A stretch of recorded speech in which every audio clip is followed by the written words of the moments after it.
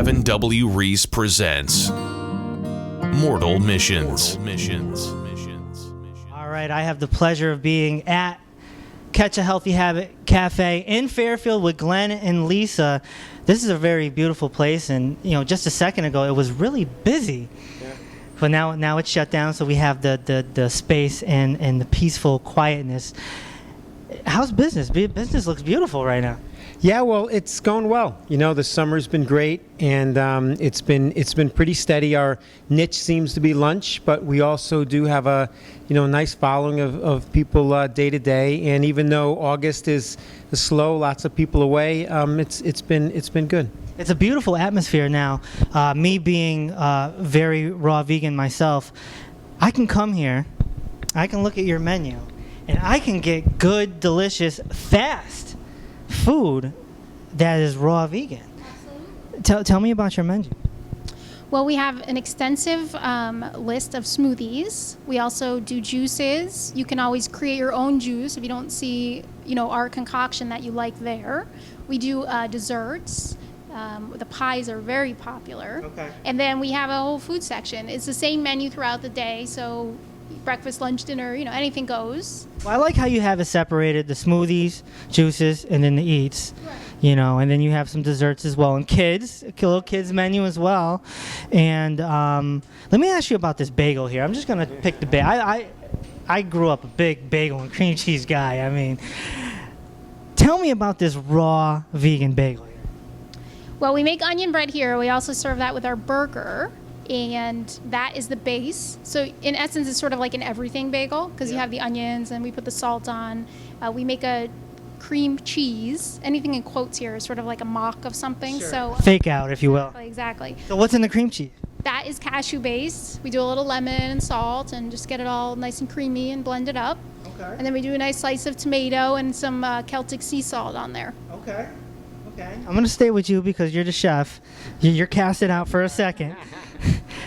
Tell me about this spring roll here. Spring roll is very popular. We make the wrapper out of coconut and spinach.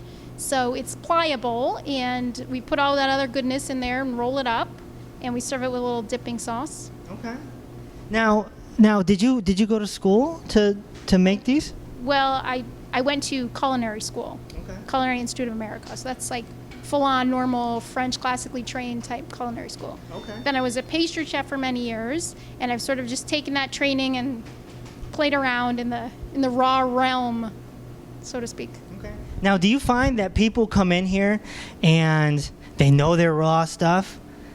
And is there a demographic of people that come in here and they don't know their raw stuff and they're looking at the menu for 13 hours and they're like, all right, I'm just going to try this?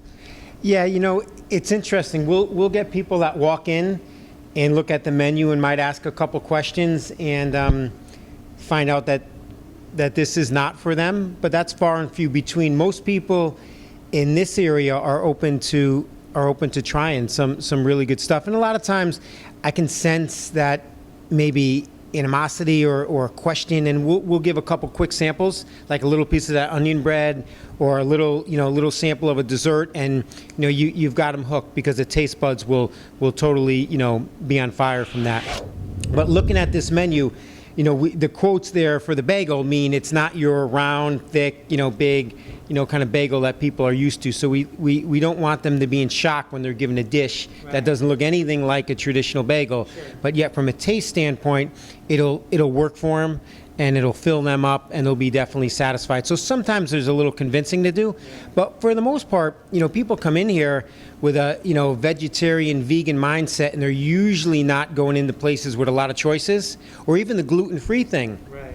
When we tell people basically everything on this menu is gluten-free, and they don't have to pick and choose between one or two options that are gluten-free. Absolutely. I mean, their eyes light up and they get all excited. So, that's been really, really fun to see. And again, the smoothies, they taste great. Who doesn't love a smoothie, right? Yeah, they're creamy and they got some really good flavors in them. So I think we found the niche here in Fairfield with some healthy people, and sometimes not even healthy people, but just want to do something different. And I see you got some superfoods here, some cacao, So that's a beautiful thing, getting as much nutrition in those smoothies as possible. Do you find that people come in here and maybe they just want a juice, they don't want any food?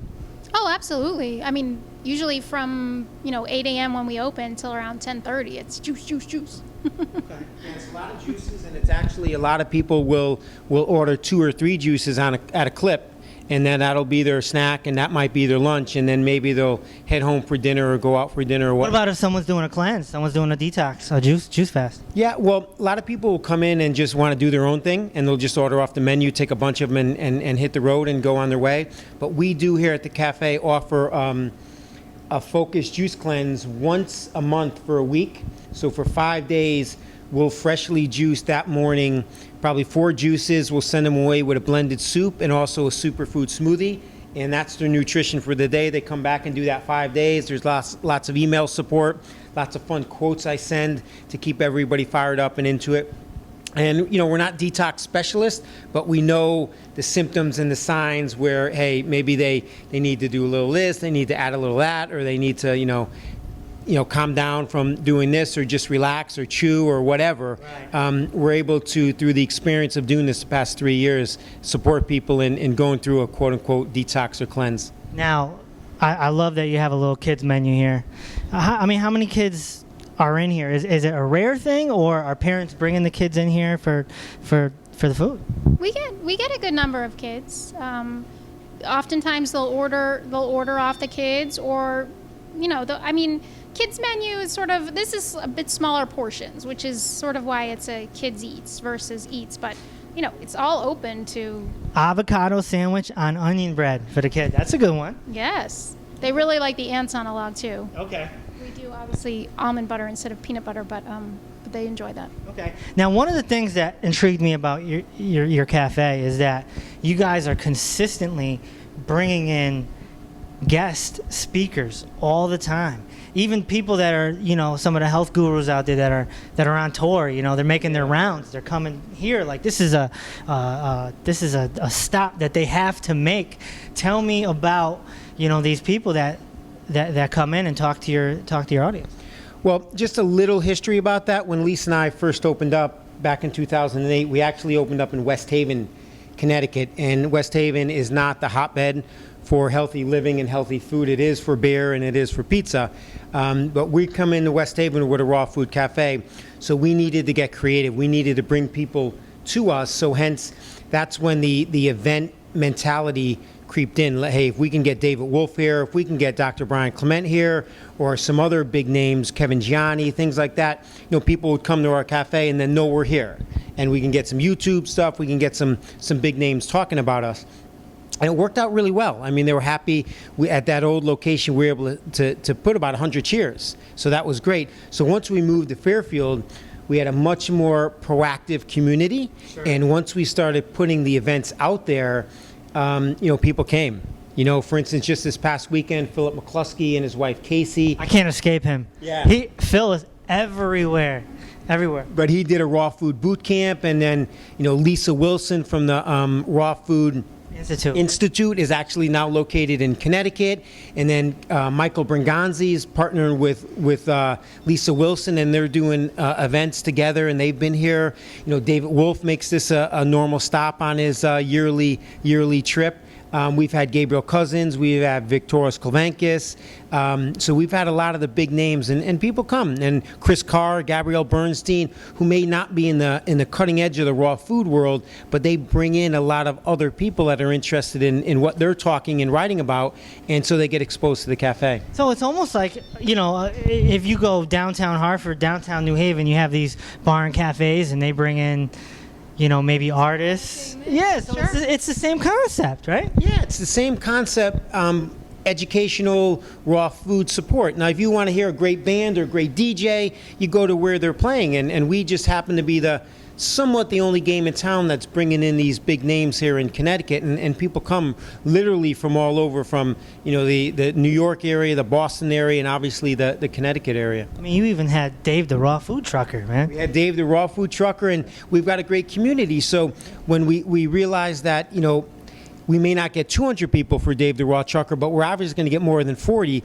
So we're able to use a community friend, an owner of the Trek Bike Store. She's a great customer here. She opened up her place because we were in that 50, 60, 70 range for Dave the Raw Trucker.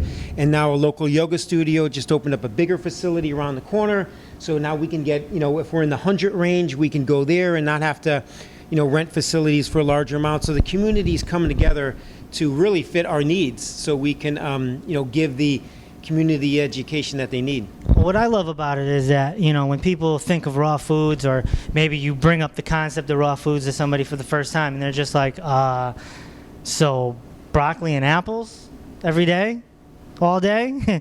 But then you come to a place like this and you get selection and you have a menu. How big would you say the raw food movement is, and how and where it can be and where it can go? Well, other than educational events, we don't necessarily tout this place as a raw food cafe. Okay. We just like to have it be a healthy habit, like where people can come and enjoy healthy food, and it does all happen to be raw, but I personally find, not to turn people off and just to have an open, healthy menu where people can come enjoy. I think it's a great thing. A lot of the events and the speakers are generally geared towards raw food, right, but not all of them. So I might pass that question off to Glenn. But I do think the raw food community is growing. But again, not to corner ourselves into just the raw food niche and just to open it up to healthy, great food. It's really a movement right now. Well, I think that the term that brings more people in is gluten-free now, and possibly vegetarian and vegan, and that's the more understandable term. But literally when they get in here and we talk to them, and they might be looking for ovens and stoves and fryers and all that stuff, when they look at some of the terms on the menu, they're very interested in how this is put together. Like, people are really freaked out with that spinach coconut wrapper and, the spaghetti carbonara, and how the flavors really resonate and are very similar to maybe the stuff that they're getting kind of a quote unquote real restaurant. So Lisa does an amazing job with the menu, but once people have the food, it doesn't matter. The raw isn't really a concept with anymore. It's just the taste and the texture and all that stuff works for them. But to answer your original question, I think the raw food community is growing, but there's also a lot of people that are not quote unquote educated properly. So they get into this thing, they try and juice for 100 days, or they try and do this and do that, and they might not have the incredible success. And I think what you had talked about getting more focused in is the detox world, and people need to detox and need to understand what happens with detox in order to know that, hey, detox means you're not going to feel so good. And it's not that you're eating the wrong food or too much of it or not the right food. It's just that your body needs a detox of 10, 20, 30 years of eating the standard American diet, which is sad. And then you've got to get balance, and then you can go forward with a lifestyle like this. I had a client call me once and was like, dude, I don't feel good, man. Yeah. I don't think this is working.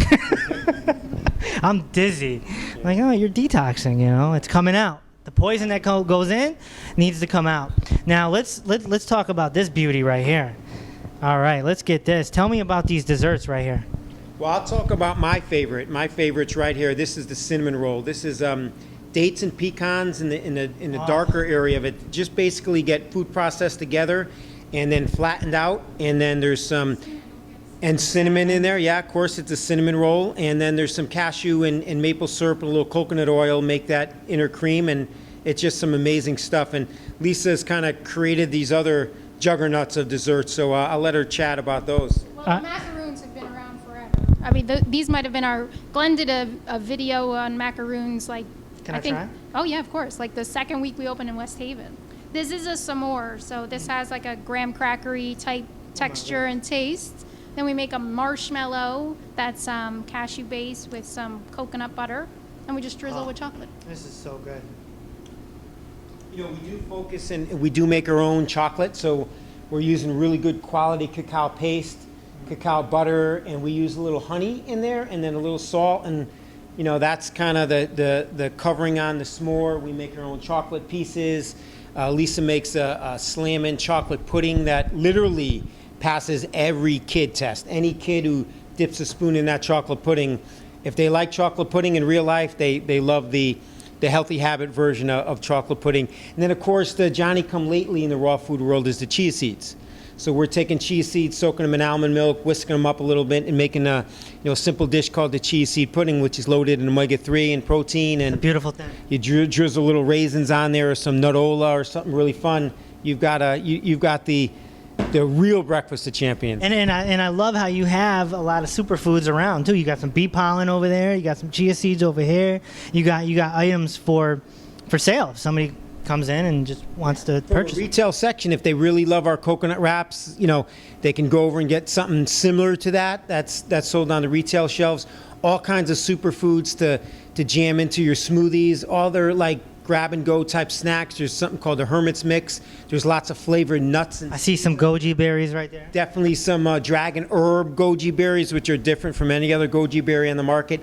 And then around the corner, we got our minerals, we got our Chinese herbs, we got some apple cider vinegaries and some protein powders and things that just really support the raw food lifestyle.